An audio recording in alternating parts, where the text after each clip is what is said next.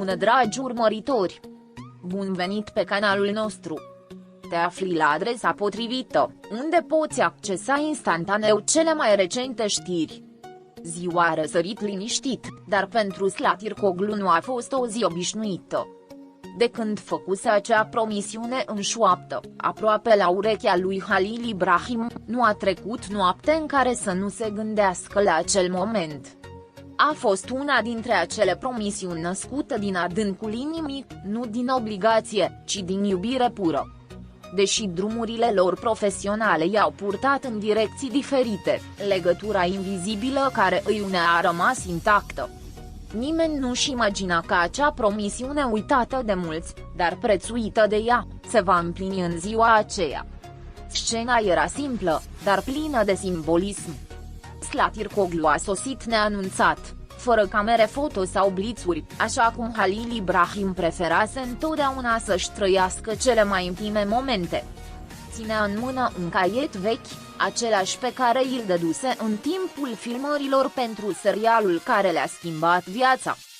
Înăuntru, printre rânduri scrise și desene spontane, se afla promisiunea.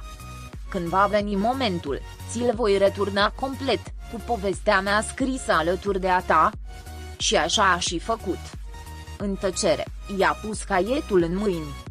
Halil Ibrahim nu-și putea ascunde emoția.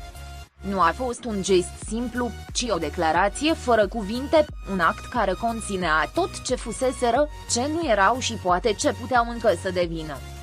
Lectura era lentă, plină de suspine și amintiri care se înghesuiau printre pagini. Caietul acela nu avea doar cerneală, avea și suflet. Era povestea unei complicități unice, țesută în colțurile decorului, între priviri care vorbeau mai tare decât dialogurile. Pentru cei din apropiere, atmosfera era aproape sacră. Nimeni nu a îndrăznit să întrerupă ceea ce părea o ceremonie intimă între două suflete care încă se recunoșteau. Slatircoglu, cu ochii ușor umezi, nu a spus prea multe. Pur și simplu îl privea cu un amestec de nostalgie și pace, ca cineva care știe că împlinește ceva ce așteptă de mult. El, în schimb, i-a luat mâna pentru câteva secunde și a dat din cap, mulțumindu-i în tăcere pentru curajul de a reveni la acel teren comun. Zvonurile s-au răspândit repede. Unii au susținut că aceasta însemna o reconciliere iminentă, alții au considerat că era o încheiere necesară pentru amândoi. Adevărul este că ce s-a întâmplat în ziua aceea nu a fost pentru spectacol, ci pentru ei. A fost o promisiune ținută nu prin vorbe, ci prin fapte.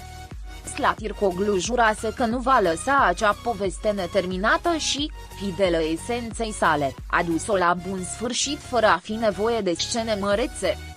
Relația dintre cei doi a fost întotdeauna marcată de intensitate. Din prima zi în care s-au privit în fața camerei, publicul a simțit acea scânteie care nu poate fi falsificată. Dar dincolo de romantismul la care mulți visau, a existat o prietenie profundă, o loialitate nerostită care a supraviețuit suișurilor și coborâșurilor faimei. Promisiunea care s-a împlinit astăzi a fost o reflectare a acelei legături pe care nici timpul, nici distanța nu au putut o rupe complet. După întâlnirea emoționantă, Slatircoglu nu a stat mult. Știam că unele lucruri ar trebui lăsate să se odihnească în tăcere. Înainte de a pleca, i-a lăsat un bilet pe marginea caietului, scris cu scrisul său blând și precis. Ceea ce este promis se împlinește, mai ales când vine din inimă. Acea frază simplă și puternică rezuma tot ce însemnase pentru ea întoarcerea la cuvântul ei.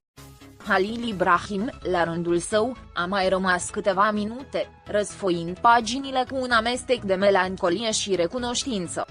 Cuvintele lui Slatircoglu au fost încărcate de emoții și amintiri comune. Fiecare pagină era o scenă vie, o aluzie la trecut, o mărturisire pe hârtie.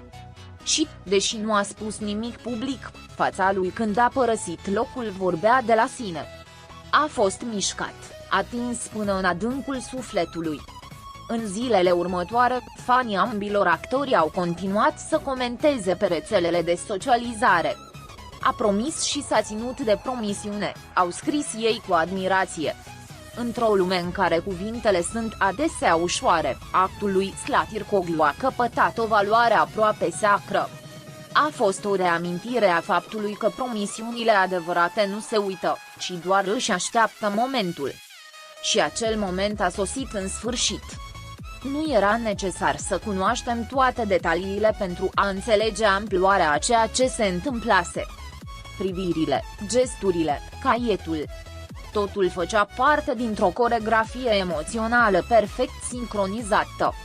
Și, deși nimeni nu știe dacă este vorba de un nou început sau de un rămas bun definitiv, era clar că ceea ce au trăit a fost autentic.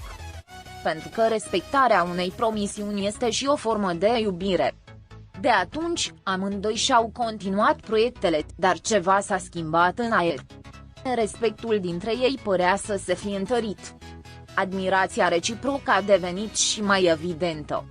Și mai presus de toate, se simțea că, dincolo de toate, ceea ce îi unea era o poveste care nu căuta niciodată aplauze ușoare, ci adevărul sufletului. Mulți s-au întrebat ce conținea exact acel caiet. Cărți? Povești ale unor momente trăite? Vise neîmplinite? Dar răspunsul era clar, conținea esențialul. Nerostul, simțitul, împărtășitul din cele mai umane. A fost o dovadă a unei conexiuni care a sfidat logica scenariilor și superficialitatea spectacolului. Slatircoglu a plecat de la locul faptei cu un zâmbet calm. Nu aveam nevoie de validare, pentru că făcusem ceea ce trebuia. Halil Ibrahim a rămas tăcut, atingând coperta caietului ca și cum ar fi fost o comoară. Și poate că așa a fost. Pentru că uneori, obiectele se umplu de suflet atunci când dețin promisiuni împlinite. În cele din urmă, ceea ce s-a întâmplat între ei în ziua aceea a fost un omagiu adus angajamentului emoțional, coerenței cu sine și cu celălalt. Și în timp ce lumea specula, ei spuseseră deja tot ce trebuiau să spună printr-un simplu act de predare. Pentru că, până la urmă, poveștile de dragoste adevărate nu au întotdeauna nevoie de cuvinte. Doar o promisiune și curajul de a o respecta. Pascali.